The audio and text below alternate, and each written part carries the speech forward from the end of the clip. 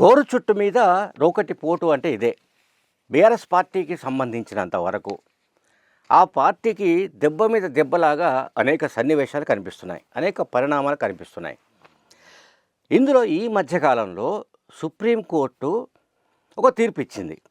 2021 ఫిబ్రవరి 17న Manthani Peddapalli main road పైన పట్టపగలే high court advocate గట్టు వామన్రావు, ఆయన భార్య నాగమణి, వాళ్ళిద్దరినీ కారులోంచి కిందకు లాగి కత్తులతో దారుణంగా పొడిచి చంపేశారు.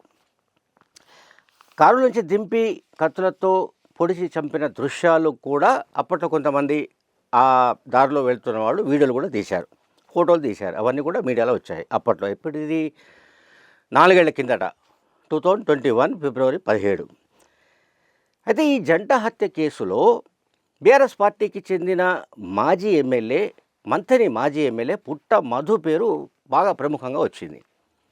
బికాజ్ ఆ కేసులో పుట్ట మధు మేనరుడిని కూడా అరెస్ట్ చేసిన విషయం మనకు తెలుసు. అట్లాగే మరికొందరిని కూడా ఆ కేసులో అరెస్ట్ చేశారు. అయితే ఆ కేసులో పుట్ట మధు ప్రమేయం కూడా ఉన్నట్టు ఆరోపణలు అప్పట్లోనే వచ్చాయి. పుట్ట మధుతో పాటుగా అతనికి మరికొంతమంది బీఆర్ఎస్ పార్టీకి చెందిన ప్రముఖులు సహకరించినట్లుగా కూడా, అంటే ఈ కేసుకు సంబంధించి అప్పట్లో విమర్శలు కూడా వచ్చాయి.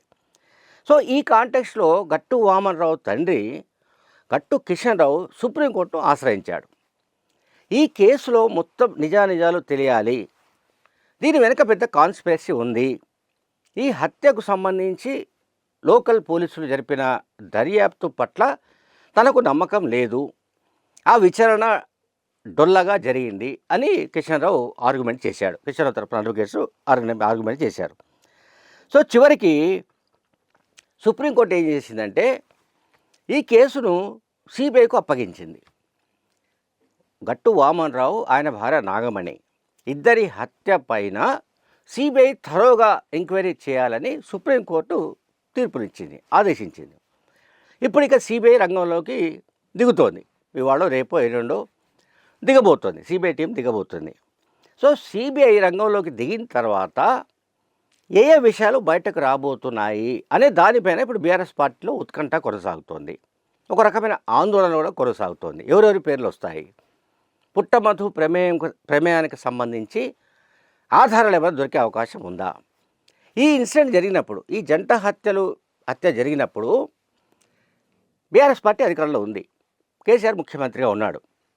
కనుక బీఆర్ఎస్ పార్టీకి చెందిన మాజీ ఎమ్మెల్యే కాబట్టి ఆయనను ఈ కేసు నుంచి తప్పించడానికి ప్రయత్నాలు జరిగినట్లుగా కూడా గతంలో ఆరోపణలు వచ్చిన సంగతి మనకు తెలుసు. సో ఇప్పుడు సిబిఐ కనుక నిష్పాక్షికంగా విచారణ జరిపితే ఎవరెవరు ఇందులో దోషులుగా ఉన్నారు, ఎవరెవరి ప్రమేయం ఉంది, ఎవరెవరి పాత్ర ఎంత ఉంది, అసలు ఈ మొత్తం అంటే ఈ మర్డర్ చేయాలి, ఈ ఇద్దరిని చంపాలి అనే దానికి సంబంధించిన అసలు కారణాలు ఏంటి, దానికి సంబంధించిన డిజైన్ ఎవరు చేశారు, ఈ జంట హత్యలకు సంబంధించి డిజైన్ ఎవరు చేశారు, ఎట్లా ఎగ్జిక్యూట్ చేశారు దాన్ని అంటే ఈ హత్యా పథకాన్ని ఎట్లా అమలు చేశారు, ఇవన్నీ కూడా సిబిఐ విచారణలో బయటపడే అవకాశాలు ఉన్నాయి. మనం ఒకసారి చూస్తే బీఆర్ఎస్ పార్టీ పైన ఇప్పటికే ఫోన్ ట్యాపింగ్ కేసానండి, కాళేశ్వరం కేసానండి, లేకుంటే విద్యుత్ కొనుగోలు ఒప్పందాలనండి, మరొకటానండి, కనీసం ఒక డజన్ కేసులు బీఆర్ఎస్ పైన ఉన్నాయి, అంటే బీఆర్ఎస్ పార్టీ నాయకుల పైన ఉన్నాయి, గతంలో ఉన్న ప్రభుత్వం పైన ఉన్నాయి, గతంలో ప్రభుత్వంలో పనిచేసిన కీలకమైన వ్యక్తుల పైన ఉన్నాయి. ఇవి కాగా ఇప్పుడిక ఇటువంటి కొన్ని బయటకు వస్తున్నాయి. ఇది ఒక్కటేనా, ఇంకేమైనా బయటకు వచ్చే అవకాశాలు ఉన్నాయా అనేది కూడా మనం చూడాల్సిన అవసరం ఉంది. అంటే బీఆర్ఎస్ ప్రభుత్వ హయాంలో ఆ పార్టీకి సంబంధించిన నాయకులు, ఆ పార్టీకి సంబంధించిన ముఖ్యులు, ఆ పార్టీ అధినేత అండదండలతోనా లేకపోతే మరొకరి, అంటే ఆ పార్టీకి సంబంధించిన మరొక ముఖ్యుని ఆదేశాలతోనా ఏం జరిగింది, అసలు వాళ్ళు ఎన్ని నేరాలు ఘోరాలకు పాల్పడ్డారు అనే దానికి సంబంధించి సిబిఐ ఎంక్వైరీలో చాలా విషయాలు బయటపడే అవకాశం ఉన్నట్టు ఉమ్మడి కరీంనగర్ జిల్లాలో చర్చ జరుగుతోంది. అంటే బీఆర్ఎస్ పార్టీ ఒకవైపేమో అధికారం కోల్పోయి ఒక రకమైన అసహనంలో ఉంది, మళ్ళీ అధికారంలోకి ఎట్లా రావాలి, వస్తామా రామా, మన పార్టీ పరిస్థితి ఏమిటి, దీనిపైన చాలా పాపం వాళ్ళు గందరగోళంలో ఉన్నారు, అయోమయంలో ఉన్నారు. ఓ వైపేమో పార్టీ అధ్యక్షుడు కేసీఆర్ ఫామ్ హౌస్ విడిచి బయటకు రావడం లేదు. బయట కేటీఆర్, హరీష్ రావు, మిగతా వాళ్ళు ఎంత రేవంత్ రెడ్డి ప్రభుత్వం పైన విమర్శలు గుప్పించినా లేదా మరొక రకంగా వాళ్ళు పెద్ద ఎత్తున ఆరోపణలు చేసినా అవి పెద్దగా ఫలించకపోగా చాలా సందర్భాల్లో వికటిస్తున్నాయి. సో ఇప్పుడు ఇక్కడ నేను చెప్పదలుచుకుంది ఏంటంటే, ఈ సిబిఐ ఎంక్వైరీలో గట్టు వామనరావు దంపతులు, అంటే న్యాయవాది ఆయన గట్టు వామనరావు, హైకోర్టు అడ్వకేట్. సో ఈ దంపతుల హత్య వెనుక సూత్రధారులు ఎవరు, పాత్రధారులు ఎవరు అనేది కనుక బయటపడితే తీవ్ర ప్రకంపనలు వచ్చే అవకాశాలు కనిపిస్తున్నాయి.